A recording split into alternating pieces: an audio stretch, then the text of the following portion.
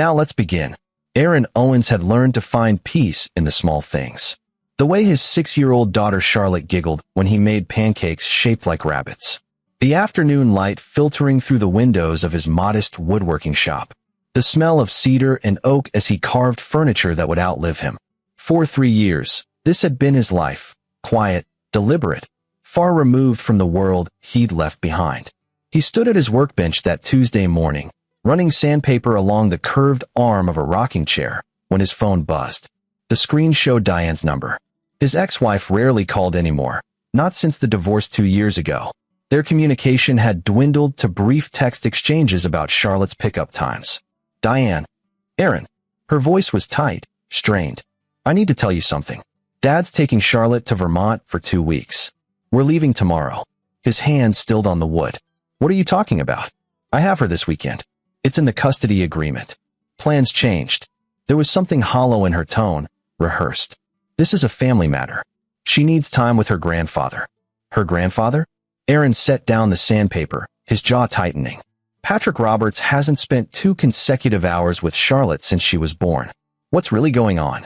Silence stretched between them. In the background, he heard a man's voice, deep, commanding.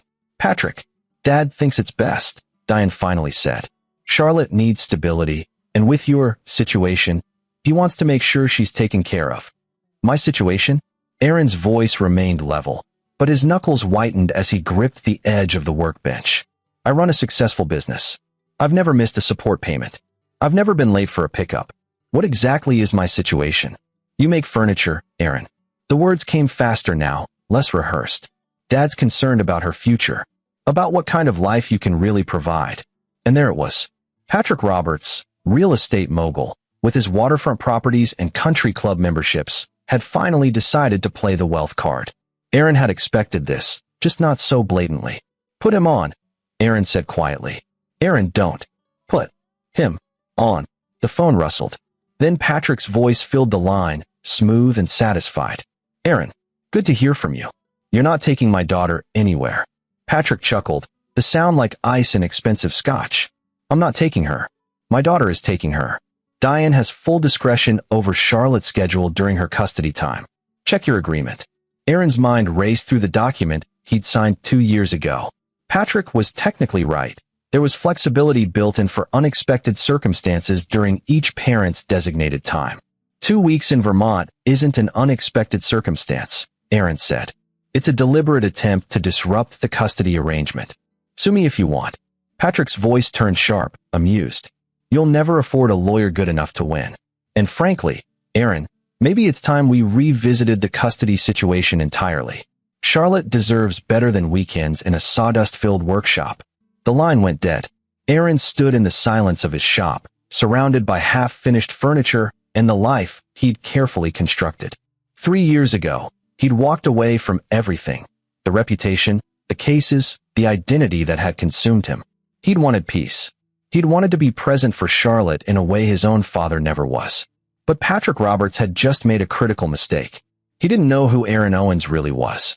The custody agreement arrived via email that evening, along with a formal notice from Patrick's attorney. Aaron read it twice, his expression unchanging. The language was aggressive, threatening. They were filing for an emergency modification of custody, citing concerns about the minor child's welfare and the father's inability to provide adequate financial stability. Aaron sat in his small home office, the room lined with woodworking magazines and sketches for furniture designs. On the bottom shelf of his bookcase, hidden behind a collection of old novels, was a leather briefcase he hadn't opened in 3 years. He pulled it out now, feeling its familiar weight. Inside were documents he'd thought he'd never need again. Bar certifications under 3 different names. A laptop with encrypted files containing 15 years of case law, strategies, victories. And a phone, a separate device he'd kept charged but silent, the one that connected to a world he'd abandoned. He powered it on. 47 missed calls, hundreds of emails, requests for consultations, offers for partnerships, desperate pleas from people who'd heard the rumors of the shadow counsel, the anonymous legal mind who'd never lost a case, who worked in the shadows of the justice system, taking on impossible situations and turning them around. Aaron Owens had been many people in his life. He'd been Marcus Vale, the defense attorney who'd gotten a death row inmate exonerated. He'd been David Sterling, the prosecutor who'd taken down a corrupt pharmaceutical company. He'd been a dozen other identities, each one carefully constructed, each one designed to win cases that others deemed unwinnable. But he'd gotten tired. Tired of the games, the manipulation, the constant performance. When Charlotte was born, he'd made a choice. He'd buried the shadow counsel and become just Aaron, just a father who wanted to make toys and furniture and be home for dinner. Now, as he scrolled through the messages, one name caught his attention. Preston Hendricks, the top attorney in the state, the man who handled cases for governors and CEOs. 3 years ago, Aaron had demolished one of Hendricks' cases in an appeals court under the name Jonathan Cross. Hendricks never knew who'd beaten him, but the loss had been brutal, public, career-damaging. And according to the letterhead on Patrick's legal notice, Preston Hendricks was now representing Patrick Roberts. Aaron allowed himself a small smile. He spent the night going through Patrick's background. It wasn't hard to find information. The man loved publicity. Patrick Roberts, founder of Roberts Development Corporation, had built his fortune on luxury condos and commercial properties along the coast. He was 63, twice divorced, with 3 children from his first marriage. Diane was the youngest. But as Aaron dug deeper, patterns emerged. Lawsuits from former business partners, all settled quietly out of court. Complaints from tenants about unsafe living conditions, buried under layers of legal paperwork. A suspicious fire at one of his properties 10 years ago that had been ruled accidental despite eyewitness accounts suggesting otherwise. Patrick Roberts was a man who used money and lawyers to make problems disappear. He believed in power, in leverage, in the idea that everyone had a price or a breaking point. He'd never face someone like Aaron. At 2 a.m, Aaron drafted his response. He filed it himself through the court system, representing himself pro se. The document was precise, clinical, citing case law and procedural requirements that would force an expedited hearing. He requested emergency intervention to prevent Charlotte from leaving the state, argued that the proposed Vermont trip violated the spirit of the custody agreement, and demanded a full hearing on the modification request. Then he did something he hadn't done in 3 years. He made a call to an old contact, a private investigator named one Fletcher who'd helped him on dozens of cases. One had specialized in finding what people wanted to keep hidden. "I need everything on Patrick Roberts," Aaron said when Juan answered. "Financial records, business dealings, personal life. Everything." "Aaron Owens?" Juan's voice was surprised, then amused. "Thought you retired, man. Heard you were making chairs or something." "Rocking chairs. And I did retire."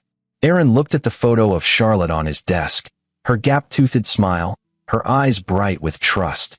"But some people don't know when to leave well enough alone." "This personal?" "Very." "Then I'm in. Give me 48 hours. The court hearing was scheduled for Friday, 3 days away. Patrick's attorney, Preston Hendricks, filed an objection to the expedited timeline, but the judge, a woman named in Schwartz who'd been on the bench for 20 years, granted it anyway. Emergency custody matters took precedence. Aaron spent those 3 days preparing. He didn't go to his workshop, didn't answer calls from concerned customers. He lived in his office, surrounded by case files and legal briefs, building his strategy the way a general plans a campaign. On Thursday night, Juan sent over his preliminary findings. Aaron read through them, his expression growing darker with each page. Patrick Roberts wasn't just wealthy and arrogant. He was dangerous. 10 years ago, a young woman named Kristen Moody had worked as an assistant at Roberts Development. She'd filed a harassment complaint, then suddenly withdrawn it and left the state. One had tracked her down. She was living in Oregon now, still afraid to talk. 5 years ago, a whistleblower named Ross Schaefer had tried to expose safety violations at one of Patrick's construction sites. The complaint had been dismissed after Schaefer was arrested on what appeared to be fabricated drug charges. He'd lost his job, his reputation, everything.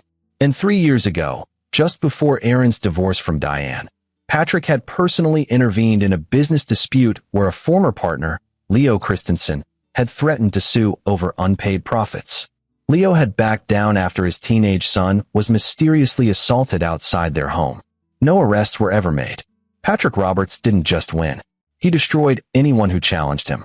Aaron sat back in his chair, fingers steepled, mind working through the implications. This wasn't just about custody. This was about control. Patrick saw Charlotte as leverage, a way to bend Aaron to his will, or simply erase him from the picture entirely. But Patrick had made one critical error in his assessment. He thought Aaron was weak because he'd chosen a simple life. He thought financial power was the only power that mattered.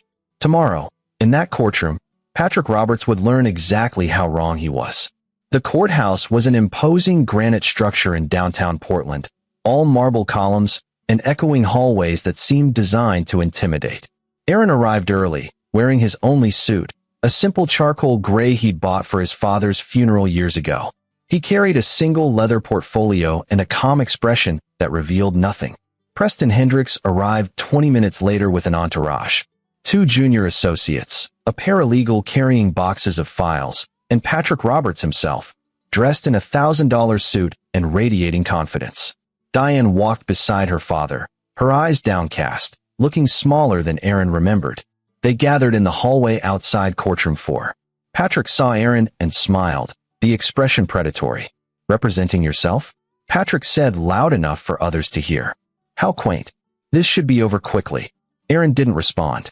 He simply looked at Patrick with the same level gaze he'd used in 100 courtrooms, the look that said, "I know something you don't." Preston Hendricks noticed. The attorney was in his 50s, silver-haired and sharp-eyed, with the kind of presence that came from decades of winning. He glanced at Aaron, then at his client, then back at Aaron. Something flickered across his face, recognition, perhaps, or just instinct. "Mr. Owens," Hendricks said, extending a hand. "Preston Hendricks. I'm representing Mr. Roberts in this matter." Aaron shook his hand. "I know who you are, Mr. Hendricks. You filed some interesting motions. Very precise legal work for someone representing himself. I read a lot." Hendricks' eyes narrowed slightly. He opened his mouth to say something else, but the bailiff called them into the courtroom. Judge Schwartz was a woman in her late 50s with steel-gray hair and an expression that suggested she'd heard every excuse and story the legal system had to offer. She reviewed the filings, then looked up at both parties. "This is an emergency hearing on Mr. Roberts' motion to modify custody and Mr. Owens' motion to prevent the minor child from leaving the state," she said. "Mr. Hendricks, you're seeking to take the child to Vermont for 2 weeks during your client's daughter's custody time, correct?" "That's correct, Your Honor." Hendricks stood, commanding the room. "Ms. Roberts wishes to take her daughter to visit family property in Vermont. This falls well within her discretionary authority during her designated custody periods." "And Mr. Owens objects?" Aaron stood. "I do, Your Honor. This isn't a spontaneous family visit. This is the first step in a planned effort to relocate the child permanently and undermine the custody agreement. Mr. Roberts has made his intentions clear. He believes I'm unfit as a father and intends to use his financial resources to take my daughter from me." Patrick leaned forward in his seat, whispering something to Hendricks. The attorney nodded. "Your Honor," Hendricks said smoothly, "my client's son-in-law is being dramatic. Mr. Roberts is simply a concerned grandfather who wants what's best for Charlotte. The child currently splits time between her mother's comfortable home and her father's workshop. Mr. Owens makes furniture for a living. While that's admirable, it doesn't provide the kind of stability and opportunity a child deserves." Judge Schwartz's expression didn't change. "Mr. Owens' profession isn't on trial here, counsel. Does your client have evidence of unfitness or danger to the child?" "We're in the process of gathering documentation, Your Honor. But the Vermont trip is unrelated to the custody modification. Ms. Roberts has the right." "The Vermont property is owned by Mr. Roberts," Aaron interrupted. "Not Ms. Roberts. And I've obtained the enrollment records from the private school in Burlington that Mr. Roberts contacted last week, inquiring about mid-year enrollment for a 6-year-old girl." The courtroom went silent. Hendricks' head snapped toward Patrick, whose face had gone rigid. "Your Honor," Aaron continued, pulling documents from his portfolio, "I have proof that this family visit is actually a planned relocation. Mr. Roberts intends to keep my daughter in Vermont and fight the custody battle from there, using his resources to make it impossible for me to see her." Judge Schwartz took the documents, reviewing them carefully. "Mr. Hendricks?" Preston Hendricks had gone very still. He looked at the papers Aaron had submitted, then at his client. When he spoke, his voice was careful, measured. "Your Honor, I was not aware of these enrollment inquiries. If they exist, They may be precautionary on my client's part. Precautionary? Judge Schwartz raised an eyebrow. Counsel, this looks like an end run around the custody agreement. I'm inclined to grant Mr. Owens' emergency motion. Your Honor, please, Hendricks said. My client is a respected businessman with deep ties to this community. He's not trying to kidnap his granddaughter. He simply wants. What your client wants, Aaron said quietly, is irrelevant. The custody agreement is between me and my ex-wife. Mr. Roberts has no legal standing here, and his pattern of behavior suggests he's willing to manipulate the system to get what he wants. Hendricks turned to look at Aaron fully now, and something shifted in his expression. The confident attorney who'd walked in began to see something he hadn't expected. The way Aaron spoke, the precise language, the timing, the control of the courtroom. It was too practiced, too perfect for someone who'd never litigated before. Mr. Owens, Judge Schwartz said, you argue your case well, but I need to hear from Ms. Roberts. Ma'am, please approach. Diane stood slowly, looking like she wanted to disappear. She walked to the witness stand, was sworn in, and sat with her hands clasped tightly in her lap. Ms. Roberts, the judge said gently, is it your intention to relocate your daughter to Vermont? Diane's eyes flicked to her father, then to Aaron. We just wanted to visit. That's all. Did you know about the school enrollment inquiry? My father mentioned it. As a backup plan. In case. In case what? Diane's voice dropped to almost a whisper. In case the custody modification goes through. Dad thinks Charlotte would have better opportunities there. Better schools. Better everything. And what do you think? For a moment, Diane was silent. Then she looked at Aaron, really looked at him, and something crumbled in her expression. I think my father convinced me that Aaron wasn't enough. That our daughter deserved more than a woodworker could provide. But, her voice broke. But Charlotte's happy with Aaron. She loves him. And I let Dad talk me into this. Patrick stood abruptly. Diane, don't. Mr. Roberts, sit down. Judge Schwartz said sharply. You're not a party to this proceeding. But Patrick was past listening. My granddaughter deserves the best.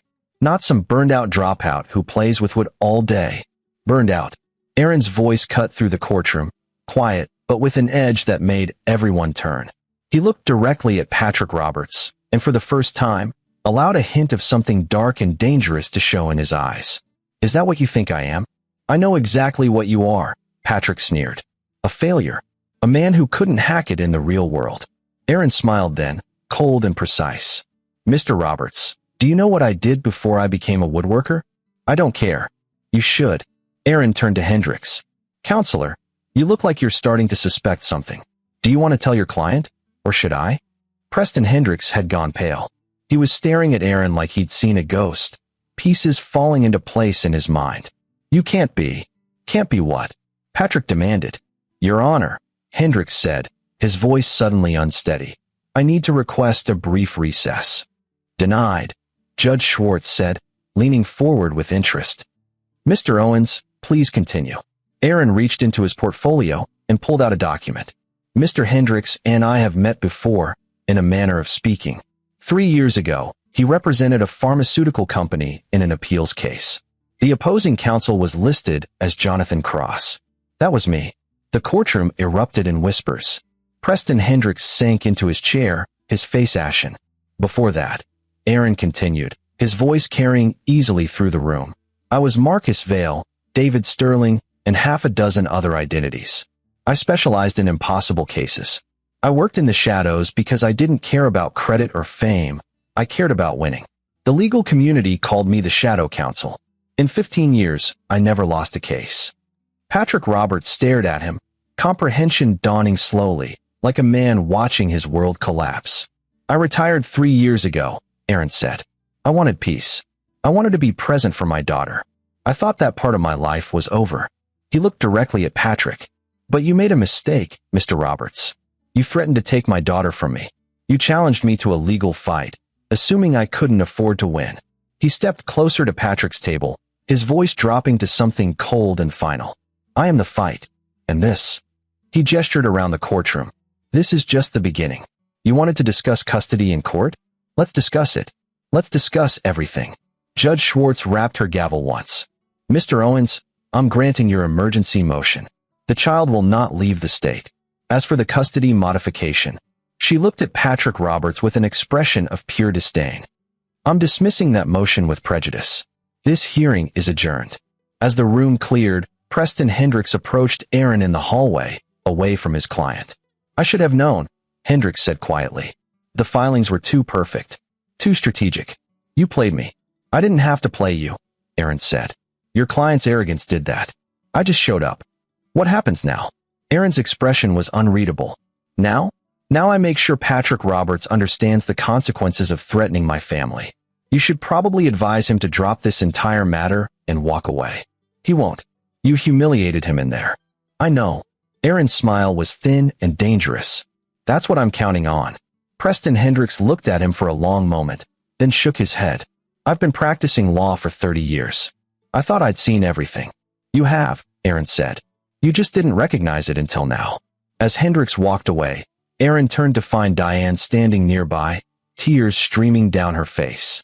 I'm sorry, she whispered. I'm so sorry, Aaron. Dad said. He convinced me. I know. Aaron's voice softened. Patrick's good at that. But Diane, you need to decide right now. Are you with him or with Charlotte? Because this isn't over. Patrick won't accept what happened in there. He's going to escalate. I don't know what to do. Figure it out fast. For Charlotte's sake. He walked past her, heading for the exit.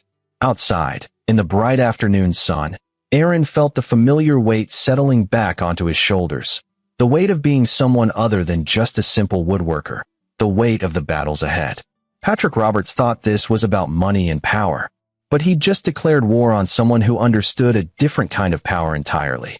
And Aaron intended to teach him exactly what that meant. Juan Fletcher's full report arrived the next morning, delivered via encrypted email to Aaron's secure laptop. Aaron sat in his home office, coffee growing cold beside him, as he read through 200 pages of meticulously documented evidence. Patrick Roberts' empire was built on a foundation of intimidation, corruption, and careful destruction of anyone who got in his way.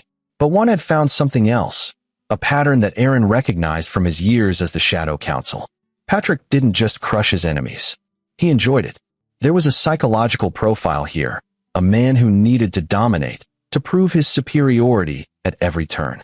The Kristen Moody case was particularly damning. One had finally convinced her to talk, and she provided a sworn statement detailing Patrick's harassment and the threats he'd made when she considered legal action. He'd told her no one would believe her, that he had judges and lawyers in his pocket, that he'd destroy her career and reputation if she didn't disappear. She'd been 23 years old.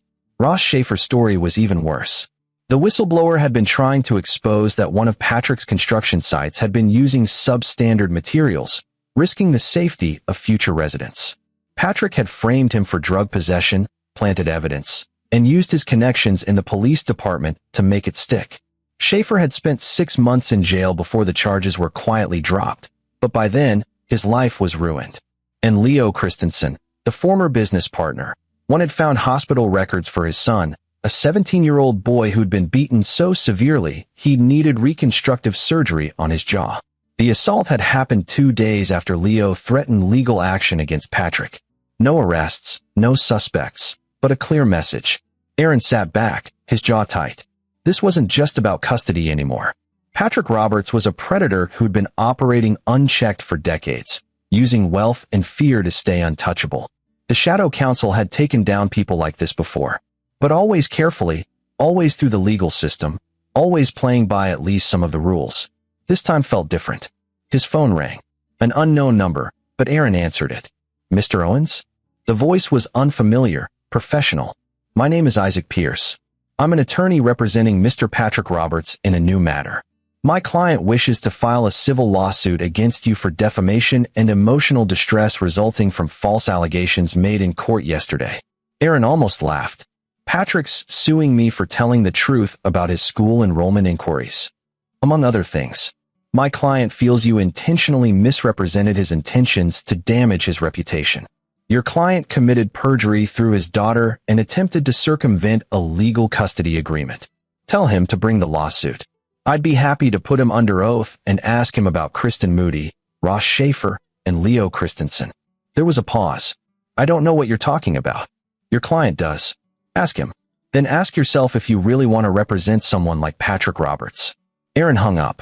An hour later, Patrick himself called, his voice tight with barely controlled rage. You think you're clever? Patrick said. You think one court appearance changes anything? I have resources you can't imagine. I have lawyers, investigators, connections. And I have the truth, Aaron interrupted, along with documentation of every illegal thing you've done for the past 20 years. So here's what's going to happen. Patrick, you're going to drop this custody fight. You're going to leave Charlotte alone. You're going to leave me alone. And you're going to disappear from our lives. Or what? Or I destroy you. Not in court. Not through legal channels. I dismantle everything you've built, piece by piece, until there's nothing left but the pathetic, cruel man underneath. Patrick laughed, the sound harsh and ugly. You can't touch me. I'm untouchable. Aaron's voice went cold. That's what they all think. Right up until the moment they realize they're not. Drop this, Patrick. Walk away while you still can. Go to hell. The line went dead. Aaron sat in the silence of his office, knowing he'd just crossed a line. He'd issued a threat, made it personal. The old Aaron, the shadow counsel, would have been more subtle. But this wasn't about winning a case anymore. This was about protecting his daughter from a man who saw people as objects to be controlled. He spent the weekend with Charlotte, taking her to the park, making her favorite meals, reading bedtime stories. She was innocent to all of this, happy and trusting. When she hugged him goodnight, Aaron felt the weight of what he was about to do settle fully onto his shoulders. Monday morning, he began. The first move was strategic. Aaron filed a formal complaint with the State Bar Association against Preston Hendricks, not for anything Hendricks had done, but to create pressure. The complaint alleged that Hendricks had failed to properly vet his client's claims before filing the custody modification, citing the school enrollment evidence as proof of either negligence or knowing participation in a fraudulent action. It was a warning shot. Hendricks would beat the complaint easily, but it would make him think twice about continuing to represent Patrick in any escalation of the legal fight. The second move was more direct. Aaron contacted Kristen Moody personally, explaining who he was and what he was doing. She was terrified at first, but Aaron's reputation preceded him. The shadow counsel was a myth in legal circles, but a powerful one. When he promised her protection, promised that Patrick would never touch her again, she agreed to provide her full testimony. Ross Schaefer was harder. The man had been so thoroughly broken by Patrick's tactics that he initially refused to talk. But when Aaron explained what was at stake, another person's daughter being caught in Patrick's web of control, Schaefer relented. He'd kept evidence, documentation of the construction site violations, copies of communications proving Patrick had known about the safety issues. By Wednesday, Aaron had enough to bury Patrick Roberts in criminal and civil litigation that would take years to resolve and cost millions in legal fees. But he didn't file it. Instead, he waited. Patrick made his next move on Thursday. Diane called, crying, saying her father had cut her off financially, frozen her access to the family accounts, and threatened to sue for custody himself, claiming she was unfit because she'd sided with Aaron in court. He's punishing me, Diane sobbed over the phone. He says I embarrassed him, that I chose you over family. Aaron, I don't know what to do. I can't afford the house without his help. I can't. Come stay here, Aaron said immediately. You and Charlotte both. Until this is resolved. I can't ask you to. You're not asking. I'm offering. Patrick wants to isolate you, make you desperate enough to do whatever he says. Don't let him. That evening, Diane arrived with Charlotte and 2 suitcases. Aaron set them up in his guest room, made dinner, and watched as Charlotte showed her mother his workshop with pride, pointing out the rocking chair he'd made for her, the small table and chairs sized just for her. After Charlotte was asleep, Diane sat at Aaron's kitchen table, hands wrapped around a cup of tea. Why did you marry me? She asked quietly. We were never right for each other. We were young, Aaron said, and I think we both wanted something the other represented. You wanted someone different from your father's world. I wanted something normal, stable. And then I let him pull me back in. He's your father. That's complicated. Diane looked at him, really looked at him.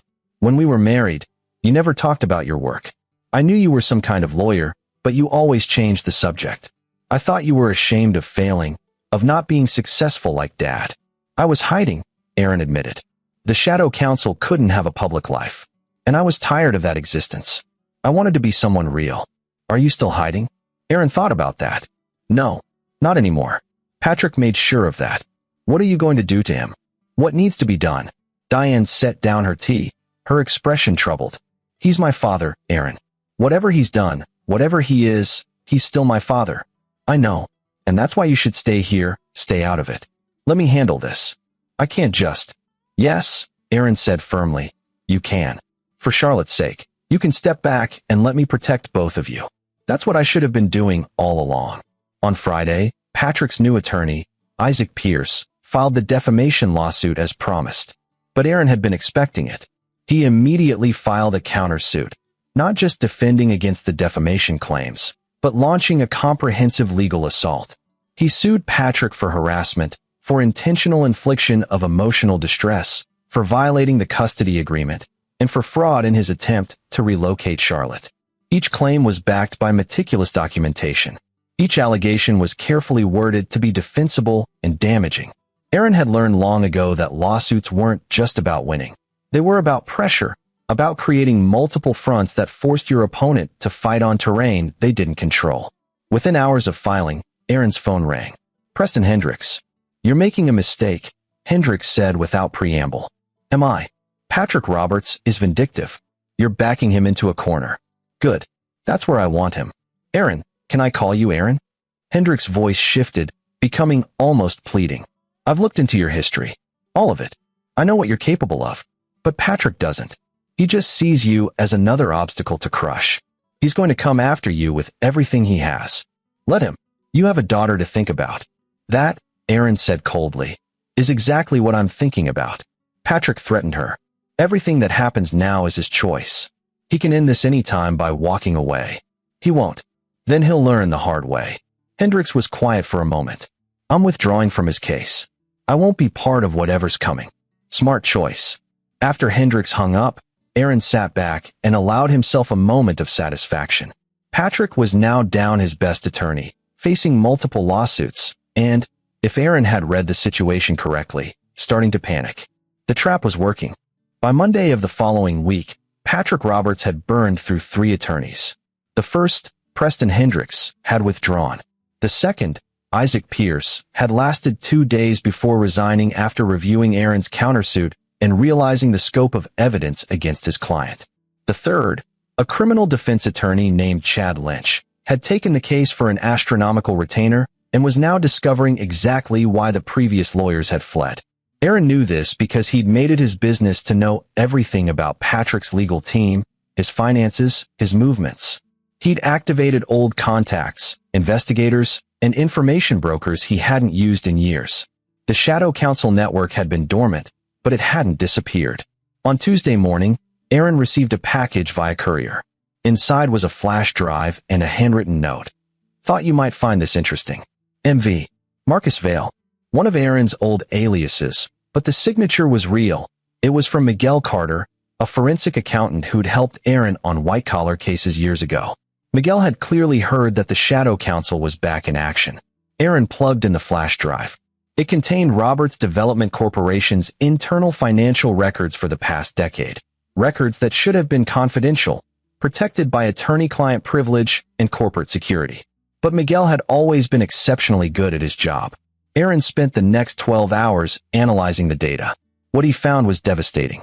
Patrick had been systematically defrauding his investors, inflating property values, hiding safety violations, and using shell companies to launder profits offshore. It was criminal enterprise hiding behind the facade of legitimate business. But more than that, Aaron found connections. Payments to police officers, to city council members, to building inspectors. Patrick had built his empire on a foundation of bribery and corruption that touched dozens of public officials. This wasn't just evidence for a civil lawsuit. This was federal crime. Aaron sat back, considering his options. He could turn this over to the FBI, to the federal prosecutors. Let the justice system handle Patrick Roberts through official channels. It would be clean, legal, the right way to do things. But it would also take years. And during those years, Patrick would use every resource to fight, to delay, to make Aaron's life hell. Charlotte would grow up in the middle of a legal war zone. No, Aaron needed something faster, more definitive. He needed to make Patrick destroy himself. The plan came together over the next 2 days. Aaron reached out to every person Patrick had ever wronged: Kristen Moody, Ross Schaefer, Leo Christensen, and a dozen others one had identified. He offered them something they'd never had before: a chance for justice, backed by someone with the resources and reputation to make it stick. One by one, they agreed to come forward. By Thursday, Aaron had sworn statements from 15 victims spanning 20 years. Each statement detailed Patrick's tactics: the threats, the intimidation, the violence. Each one painted a picture of a man who'd operated above the law for so long that he'd forgotten it existed. Aaron compiled everything into a single comprehensive document: nearly 500 pages of evidence, testimony, and documentation. He had his counterpunches ready. Then Patrick made his critical mistake. On Friday afternoon, Charlotte's school called. A man claiming to be her grandfather had tried to pick her up early, saying there was a family emergency. The school, following protocol, had refused and called both parents. Aaron arrived at the school within 10 minutes, his heart pounding. Charlotte was safe, sitting in the principal's office with her teacher, confused about why everyone seemed upset. The man was very insistent. The principal, and Schwartz's sister as it turned out, told Aaron. He had identification showing he was Patrick Roberts. When we refused, he became aggressive. We had to call security. Where is he now? He left. But Mr. Owens, this is serious. We're filing a report with the police about the incident. Aaron knelt down to Charlotte's level, keeping his voice calm. Hey, sweetheart. Are you okay? I'm fine, Daddy. Why did Grandpa try to pick me up? Mommy said you were coming. Grandpa made a mistake. But everything's fine now. That evening, after Charlotte was asleep, Aaron sat with Diane and showed her the security footage from the school. Patrick had been there, had argued with staff, had tried to use his authority and money to override their procedures. He tried to take her, Diane whispered, her face pale. Even after the court ruling, even after everything, he still tried to take her. He doesn't accept losing, Aaron said quietly. And he doesn't understand that some things aren't about winning or losing. They're about what's right. What are you going to do? Aaron looked at her, his expression carved from stone. I'm going to end this. Tomorrow. That night, Aaron made copies of all his evidence. He packaged them carefully, addressing envelopes to the FBI, to the state attorney general, to the IRS, to every regulatory agency and law enforcement body that had jurisdiction over Patrick Roberts' crimes. But he didn't mail them. Instead, on Saturday morning, he called Patrick directly. We need to meet, Aaron said when Patrick answered, his voice tight with rage. Why would I meet with you? Because I'm offering you one last chance to walk away from this with something resembling dignity. Declined, and I promise you'll regret it for whatever remains of your pathetic life. There was a long pause. Then, where? Your office. 1 hour. Come alone. Patrick's office was in a gleaming high-rise overlooking the waterfront, all glass and steel and expensive art that screamed wealth and power. Aaron walked through the lobby in jeans and a simple shirt, carrying a leather satchel, looking completely out of place among the polished business people. The receptionist called up, and Aaron was directed to the top floor. Patrick's office was exactly what Aaron expected: massive, with floor-to-ceiling windows, a desk that probably cost more than most cars, and walls covered with photos of Patrick shaking hands with politicians, celebrities, power brokers. Patrick stood behind his desk, his face flushed with anger. You have 5 minutes. Aaron set his satchel on the desk and pulled out a thick manila folder. In here is evidence of 20 years of criminal activity: fraud, bribery, witness intimidation, conspiracy, money laundering. I have financial records, testimony from victims, documentation of payments to public officials. Everything. Patrick barely glanced at it. Trying to blackmail me? That's pathetic, even for you. Not blackmail. Fair warning.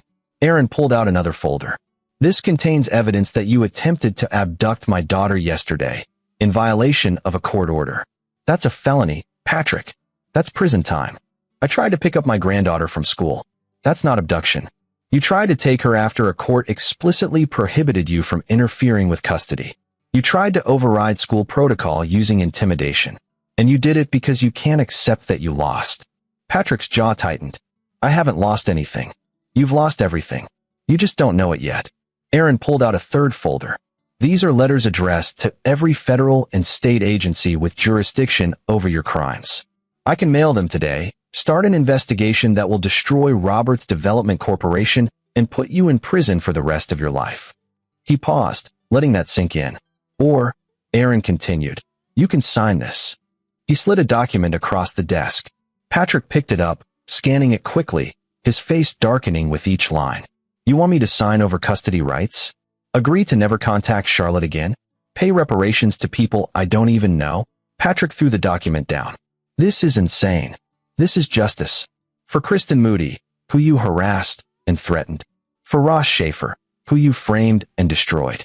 For Leo Christensen's son, who you had beaten within an inch of his life. For every person you've crushed under your heel because you thought your money made you untouchable. Those are lies. Unproven allegations. That I can prove in court. Under oath. With witnesses and documentation." Aaron leaned forward. "But I'm giving you a choice, Patrick. Sign this agreement. Make this right, and I keep the evidence private. Refuse, and I bury you so deep you'll never see daylight again." Patrick stared at him, hatred radiating from every line of his face. "You self-righteous piece of—" "I'm not righteous," Aaron interrupted. "I'm just a father protecting his daughter. You made this personal. You threatened the one thing in this world I care about more than anything else. So now you get to choose. Do you want to lose just this fight, or do you want to lose everything?" The office fell silent except for the faint hum of the city below. Patrick looked at the document, then at Aaron, then at the folders full of evidence. "I could fight this," Patrick said finally. "I have resources. You have 3 attorneys who've quit in 2 weeks. You have a reputation that's about to be demolished. And you have me, someone who's never lost in 15 years and who now has every reason to make destroying you my life's work." Aaron's voice went flat, final. "You can't win this, Patrick. The only question is how much you lose." Patrick's hands trembled as he picked up the document again. Aaron could see the war happening behind his eyes, the arrogance fighting against the fear, the need to dominate battling with the survival instinct that recognized a predator even more dangerous than himself. "If I sign this," Patrick said slowly, "you'll keep the evidence private?" "Yes, as long as you honor every term of the agreement. The moment you violate it, the moment you contact Charlotte or Diane or try anything against me, everything goes public. And I'll make sure you spend your final years in a federal prison. And the people I supposedly wronged will receive compensation from an escrow account you'll fund. Anonymously. They get justice. You get to pretend you're still the man you claim to be." Patrick looked at the skyline, at his empire spread out below him. For the first time since Aaron had met him, the older man looked old. Defeated. "You planned this from the beginning," Patrick said. "From the moment you walked into that courtroom. You weren't there to defend yourself. You were there to lure me in." "No," Aaron said honestly. "I walked into that courtroom hoping you'd see reason and back down. But when you didn't, when you kept pushing, kept threatening, then yes, I planned this. I researched you. I found everyone you'd hurt. I built a case that's airtight and devastating. Because that's what I do. The Shadow Counsel." Patrick's voice was bitter. "A father. That's all I wanted to be. A simple woodworker making furniture and raising my daughter. You took that choice away from me." Patrick picked up a pen, his hand shaking slightly. He stared at the document for a long moment, and Aaron could see the exact moment when the man's ego finally surrendered to reality. He signed. Aaron witnessed the signature, then made 2 copies, one for Patrick, one for his files. "The escrow account needs to be funded within 30 days. I'll be monitoring.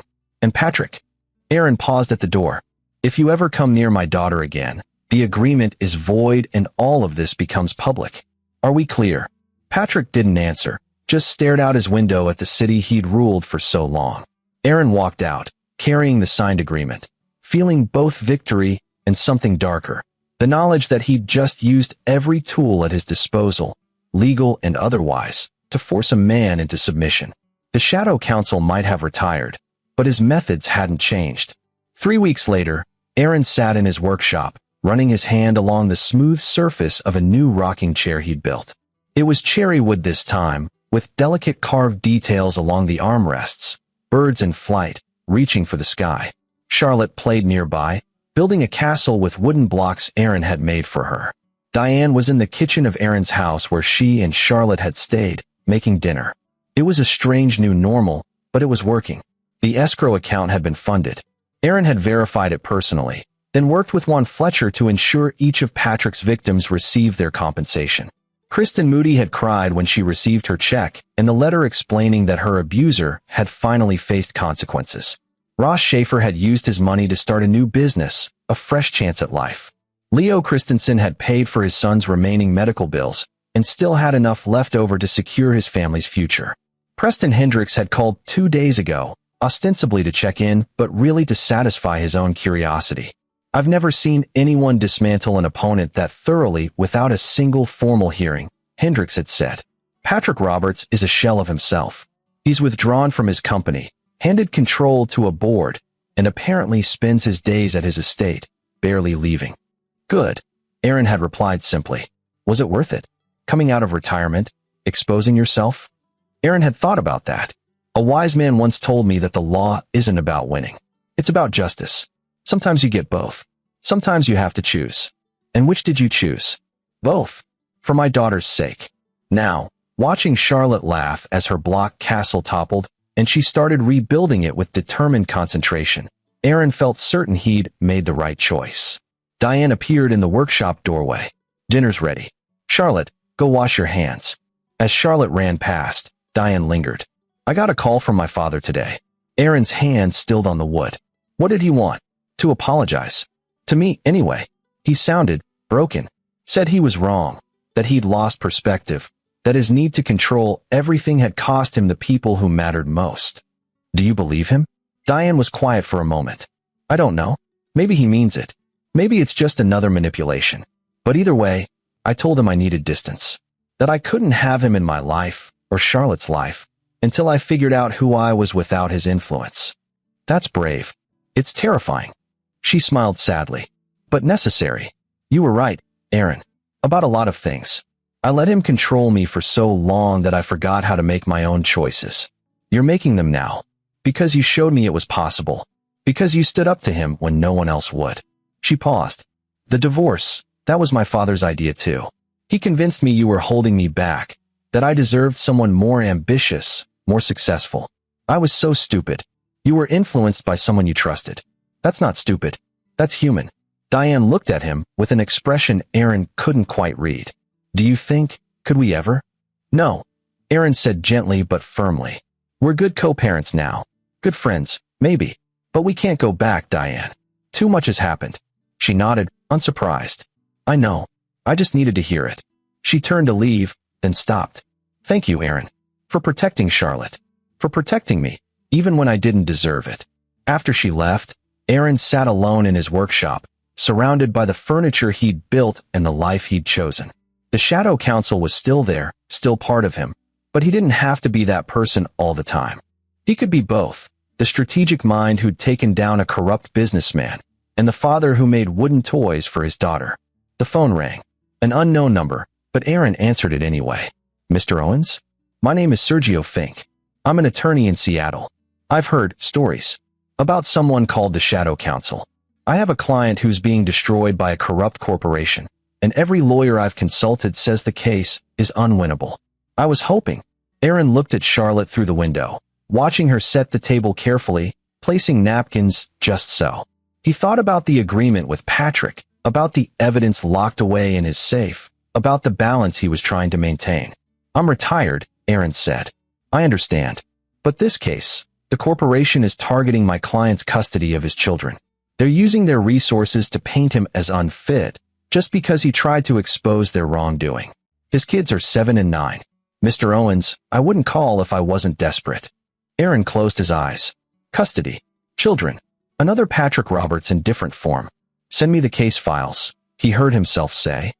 I'll review them. No promises. Thank you. Thank you so much. The legal community. There are rumors that the Shadow Council took down Patrick Roberts. That he came out of retirement for a custody case. Is that true? Patrick Roberts took himself down, Aaron said. I just showed him the mirror. After hanging up, Aaron stood in his workshop for a long moment. Then he smiled slightly, shook his head, and went inside for dinner. The Shadow Council had returned, but on his own terms now. Not as an identity to hide behind, but as a tool he could wield when justice demanded it. And if that meant taking on corrupt corporations, crooked businessmen, and anyone else who thought power made them untouchable? Well, they'd learned the same lesson Patrick Roberts had learned. Some people can't be bought, can't be intimidated, and can't be beaten. Because they're not fighting for money or pride. They're fighting for the people they love. And that made all the difference. For months had passed since the confrontation in Patrick's office. Aaron's life had settled into a new rhythm, splitting time between his woodworking shop and the small private practice he'd quietly established in a converted brownstone downtown. He didn't advertise. He didn't need to. Word spread in the legal community about certain kinds of cases that Aaron Owens would take on, and those were the only cases that interested him. Charlotte was thriving. The custody arrangement had been formalized without contest after Patrick's withdrawal, and she spent equal time with both parents now. Diane had gotten a job at a nonprofit, finding her own path away from her father's influence. She'd even started dating someone, a teacher she'd met at Charlotte's school, someone kind and normal and utterly unlike Patrick Roberts. On a Wednesday afternoon in late spring, Aaron was in his workshop finishing a custom dining table when his phone rang. The caller ID showed Preston Hendricks. Aaron answered. "Counselor. Aaron, I hope I'm not interrupting. Just working. What can I do for you? I wanted to let you know something. Patrick Roberts died this morning." Aaron set down his sanding block, feeling a complicated mix of emotions. How? Heart attack, apparently. He was at his estate, alone. The housekeeper found him. Hendricks paused. "I thought you should know before it hits the news. Thank you for calling. There's more." His will was read this afternoon. He left everything to charity, education foundations, abuse prevention organizations, programs for at-risk youth. His company has been restructured into a trust that will fund these causes in perpetuity. And there was a letter addressed to you. Aaron frowned. A letter? His attorney is sending it over. But Aaron, I saw Patrick a week before he died. He was different, quieter, almost peaceful. He told me that losing to you was the best thing that ever happened to him, because it forced him to see what he'd become. I find that hard to believe. So did I? But the will, the charities, it all seems genuine. Patrick Roberts spent his final months trying to make amends for 40 years of damage. He couldn't fix everything, couldn't undo the harm. But he tried. After the call ended, Aaron sat in his workshop, thinking about Patrick Roberts. The man who'd threatened to take his daughter, who'd built an empire on cruelty and intimidation, who'd made so many people suffer. The letter arrived the next day. Aaron opened it alone in his office, Charlotte at school, Diane at work. Aaron Owens. By the time you read this, I'll be gone. My doctors gave me 6 months 3 weeks ago. Cancer, aggressive and inoperable. I chose not to treat it. I'm not writing to apologize, though I owe you and countless others more apologies than I could give in several lifetimes. I'm writing because you gave me something I never expected, time to see myself clearly. When you walked out of my office that day with the signed agreement, I hated you. I planned revenge, imagined ways to destroy you despite our contract. But as the days passed, as I looked at the evidence you'd compiled, at the list of people I'd hurt, I couldn't escape the truth. I was a monster, not a businessman, not a success story, not the powerful man I'd convinced myself I was. Just a monster who'd used money and fear to hide from my own weakness. You could have destroyed me publicly. The evidence you had would have ruined me, sent me to prison, made me infamous. But you gave me a choice, and in doing so, you gave me the chance to die as something other than what I'd lived as. The charities, the restructuring of my company, it's not redemption. I don't deserve redemption.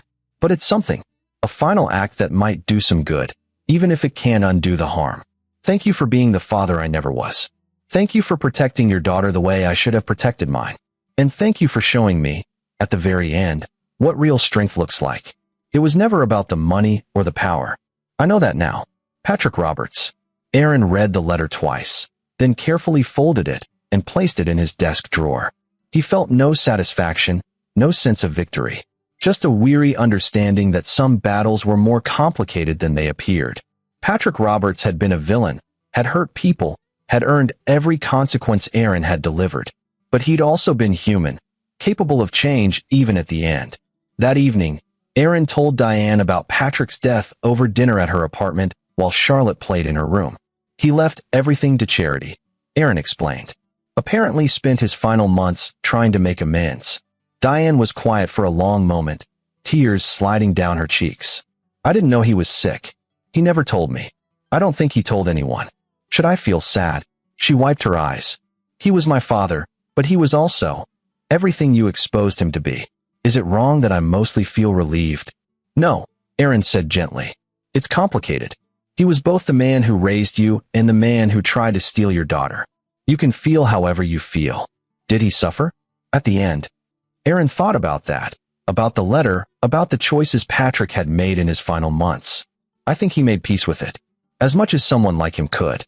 Later, after Aaron had gone home and Charlotte was asleep, he stood in his workshop looking at the tools and wood that had become his meditation, his escape from the complicated world of law and justice. The Shadow Council had won. Patrick Roberts had been defeated, had changed, had died trying to atone for his sins. By any measure, this should have felt like victory. But Aaron had learned something in his years as a lawyer, something that working with wood had reinforced, that life was more complicated than winning and losing, that justice was messier than courtroom verdicts, that people were capable of both terrible cruelty and unexpected grace. He picked up a piece of walnut he'd been saving for a special project. It was time to build something new, not for a client, not for Charlotte, but for himself. A reminder that even in the darkest wood, with the right tools and enough patience, you could find beauty. 1 year after Patrick Roberts' death, Aaron stood in a newly renovated community center in downtown Portland. The Patrick Roberts Foundation had funded it, part of the trust he'd established, and today was the opening ceremony. The center would provide free legal aid to people who couldn't afford attorneys, offering help with custody cases, landlord disputes, and other civil matters. Aaron had been asked to speak, not as the Shadow Counsel, but as Aaron Owens, a local attorney who'd worked with the foundation to establish the program. Charlotte sat in the front row next to Diane and her boyfriend, Aaron's parents who'd flown in from Arizona, and a handful of Aaron's former clients, including Kristen Moody, Ross Schaefer, and Leo Christensen. They'd all become part of Aaron's extended network, people who understood that justice sometimes came in unexpected forms. My daughter asked me yesterday what I do for work, Aaron began, his voice carrying through the room. I told her I help people who need help. She asked me why. I told her because once, someone helped me when I needed it most. He looked at Charlotte, who was watching him with those bright, trusting eyes. The law can be a weapon or a shield, depending on who wields it. Patrick Roberts understood that. He used it as a weapon for most of his life, hurting people, protecting himself, building an empire on other people's pain. But at the end, he chose to turn it into something different. This center, this foundation, it's his attempt to make the law what it should be. A tool for justice, not power. Aaron paused, gathering his thoughts. I'm not going to stand here and tell you Patrick Roberts was a good man. He wasn't. He caused real harm to real people, some of whom are in this room today. But I will say this, he changed. Not enough, not soon enough, but he changed. And if someone like Patrick Roberts can choose to do better at the end of his life, then maybe there's hope for all of us. After the ceremony, as people mingled and explored the new center, Preston Hendricks approached Aaron. That was generous, Hendricks said. Given everything Patrick did to you. It wasn't for Patrick, Aaron replied. It was for Charlotte. Someday she'll ask me about her grandfather. I want to be able to tell her something other than that he was a monster who tried to take her from me. And now you can? Now I can tell her he was flawed, that he made terrible choices, but that at the end he tried to make it right. It's not a fairy tale, but it's the truth. Hendricks smiled slightly. The Shadow Counsel has gotten philosophical in his old age. The Shadow Counsel is retired. I'm just Aaron now, a woodworker who occasionally practices law. Is there a difference? Aaron looked at Charlotte, who was showing Diane's boyfriend one of her drawings, a family portrait that included Aaron, Diane, and even a figure labeled Grandpa up in the clouds. Yeah, Aaron said. There's a difference. The Shadow Counsel fought to win. Aaron fights to protect the people he loves. The methods might be similar, but the motivation changes everything. As the afternoon wore on, Juan Fletcher pulled Aaron aside. Got something for you, he said, handing over a thin folder. Did some more digging into Patrick's final months. Thought you should see this. Aaron opened the folder. Inside were bank records showing donations Patrick had made in his last weeks, anonymous contributions to every person he'd wronged, far beyond what the agreement had required. Scholarship funds set up in the names of people he'd destroyed. Medical bills paid for Leo Christensen's son under a fake foundation name. He was trying to fix it, once said. All of it. Couldn't make up for everything. But damn if he wasn't trying. Aaron closed the folder, feeling that complicated mix of emotions again. Keep this confidential. Let people remember him however they need to. You got it, boss. Juan paused. For what it's worth, I think you did the right thing. Giving him the choice to change instead of just destroying him. Not sure I would have. I didn't do it to be kind. I did it because destroying him publicly would have hurt Charlotte more than it helped anyone else. The private agreement gave me what I needed, her safety, and gave him a chance to be something other than a villain. Still, takes a bigger person than me to see it that way. After everyone had left and the center was locked up for the night, Aaron drove Charlotte home. She was tired, dozing in her car seat, clutching a stuffed rabbit Aaron had carved for her birthday. Daddy, she mumbled, half asleep. Yeah, sweetheart. The people at the center said Grandpa helped make it. That's nice. Aaron glanced at her in the rearview mirror. Yeah, baby. It is nice. I wish I could have known him better. Aaron's throat tightened. Me too, Charlotte. Me too. At home, after Charlotte was asleep, Aaron sat at his workbench with the piece of walnut he'd been saving. He'd decided what to make. A music box, something Charlotte could keep her treasures in. Something that would last, that she could pass down to her own children someday. As he worked, carefully shaping the wood, his mind drifted to everything that had happened. The courtroom confrontation, the investigation, the final agreement with Patrick, the letter revealing the man's terminal diagnosis, the foundation, the center, the unexpected redemption. It wasn't a perfect ending. Patrick hadn't lived long enough to truly atone for decades of cruelty. The people he'd hurt still carried scars. Justice, in the pure sense, hadn't been fully served. But Charlotte was safe. Diane was healing. The foundation was helping people who needed it. And Aaron had learned that sometimes the most important victory wasn't destroying your enemy. It was giving them the chance to stop being an enemy at all. The Shadow Council had taught him how to win. Being a father had taught him why winning mattered. And the balance between those two truths, that was what Aaron Owens had become. He finished the rough shape of the music box, running his fingers along the smooth curves, imagining Charlotte's face when she saw it. Tomorrow he'd add the details, the careful inlay work, the hidden compartments. But for tonight, this was enough. Outside, Portland slept under a blanket of stars. In his workshop, Aaron Owens, woodworker, father, and occasionally the Shadow Council, built something beautiful from simple wood, proving that even in the darkest materials, with the right tools and enough care, you could always create light. This is where our story comes to an end. Share your thoughts in the comments section. Thanks for your time. If you enjoy this story, please subscribe to this channel. Click on the video you see on the screen, and I will see you there.